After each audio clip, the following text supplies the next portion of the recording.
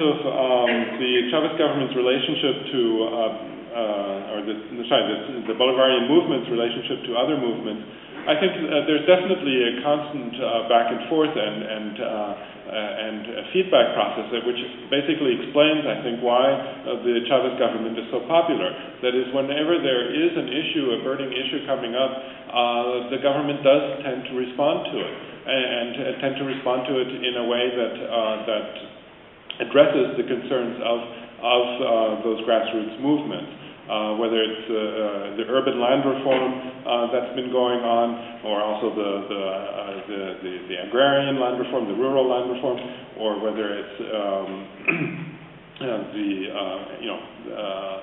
environmental issues. I think the government has been a bit lagging on. However, when there are key issues such as mining in Zulia or so, the government has responded to the inputs of community groups, of local organizations in the areas that are affected, and so I see that as being very progressive and very, very important. One area where I think the government has had problems and is precisely with the relationship to the labor movement, and that I think is explained by a variety of factors. One of them is that a lot of the Chavistas come from the labor movement themselves, but they come from a particular faction of that labor movement. They can't possibly come from all factions, and so they end up contributing to the internal division of the pro-Chavez labor movement that is, outside of government. That is independent. In other words, the ones, say the labor minister who comes, from and actually Steve can talk about this much more, so I probably should just shut up. But anyway, they end up supporting one faction over another, and so they end up dividing the labor movement, perhaps intentionally, perhaps unintentionally, I don't know. And that's been a real detriment to the labor movement in Venezuela. In terms of I'm not sure if I completely understood the question about the National Assembly and state governors. Certainly, there's some governors that are still in the hands of the opposition, but it's a very small minority, only 2 actually. That might change actually this coming October. There will be regional elections for governors and for mayors. And according to many polls, many people are dissatisfied with the Chavistas that got elected as governors and as mayors, and so there's a good chance that the opposition will come to power in many places, and so that will complicate the political situation, certainly. In terms of the referendum, there was the question about, the comment about, I can't really answer that. I gave my perspective already, so I'm just going to leave it at that, about to what extent it's a revolutionary process or not.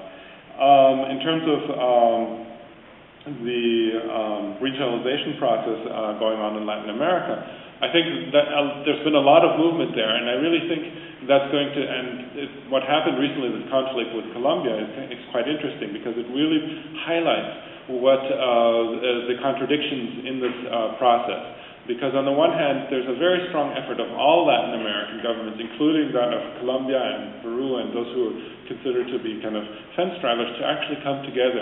And this is, every 20 years you could say there's maybe an effort to bring Latin America together. But I think this time it's going a lot further than ever before. The economies are becoming much more integrated than ever before. And this contributes to the political integration as well.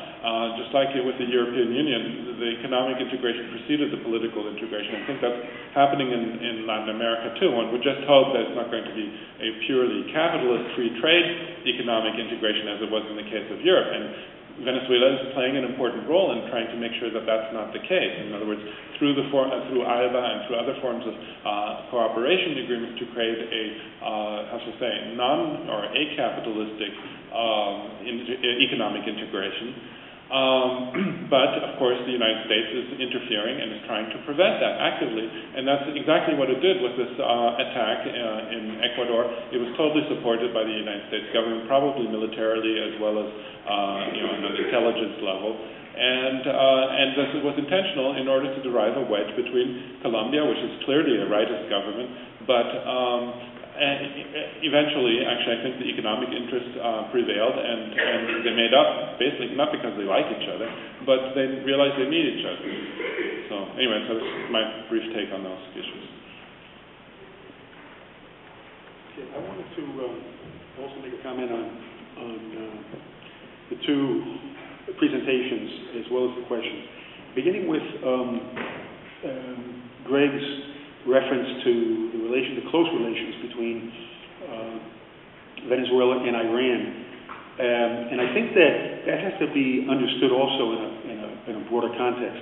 Chavez is basically promoting third worldism, which of course dates way back to the 1950s and 60s, and was based on the premise that if third world countries bicker among themselves, and if the differences, the political, ideological differences between the countries get in the way of unity, they will not be able to establish a united front in order to forward their interests and to face the interests of the developed countries. And that's what third worldism has always been all about. Specifically in the case of Iran, there are certainly fundamental differences between Venezuela and Iran. For instance, on the question of Israel, Iran doesn't recognize the right of Israel to exist as a nation. Chavez does. This hasn't come out in the media. The media hasn't talked about this. But the fact of the matter is, and I heard him once say this on TV, he stated it, that for all his criticisms of Israel, Chavez recognizes Israel's right to exist as a country. So that it seems to me that this relates to the last question that you raised with regard to regionalization. Chavez, when he came to power in '99, used the term multipolar world. The concept means that countries should form blocs, that you shouldn't have just one nation, one hegemonic nation, which is the United States. At the time, he didn't use the term imperialism, but that's basically what he was referring to. And his antidote for that was, OPEC should become a bloc, not just an economic bloc, but also a political bloc. South American or Latin American countries should form another bloc. Europe has its bloc, etc. And I think that this refutes the notion that some of the critics of Chavez and the opposition of Venezuela formulate, and that is that Chavez, by supporting a state interventionist role in the economy, is really a dinosaur. He's going back to the pre-globalization period, and that's not feasible in today's global world. And the fact of the matter is that Chavez has a definite global focus, and the unity that he's promoted in South America has gone a long way in that respect. Greg mentioned the Colombian border dispute, and it was really amazing, and it surprised me, how the countries of South America and Mexico united to condemn Colombia's position. It shows that third world unity has gone a long way as a result of this concept of a multipolar world. With regard to something else that Greg mentioned, the clientelism and the patronage. There's no question about it that this is a prominent feature of this government, as it always has been. I think Greg mentioned that it's always been, well, he referred to corruption also as a long-standing feature of Venezuelan politics. But I think it has to be pointed out that it's complex. It's not simple. It's not like we can just say, this is something negative, this is something bad, and it should be eliminated. It's a practice that should be eliminated. Because with regard to the oil industry, which is the most important sector of the economy, there was sabotage that was carried out during the strike.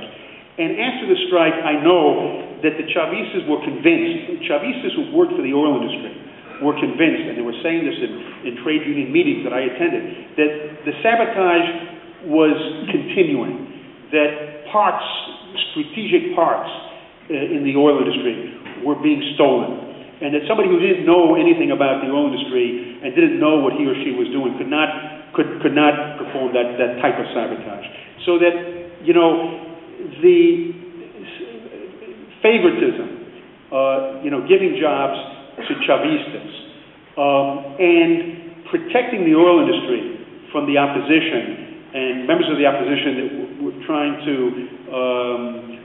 undermine the efforts of the industry, somehow, get mixed, and it's hard to distinguish between the two, especially if you don't know which members of the opposition are committing sabotage and which members of the opposition are just, working in the oil industry without any bad intentions at all.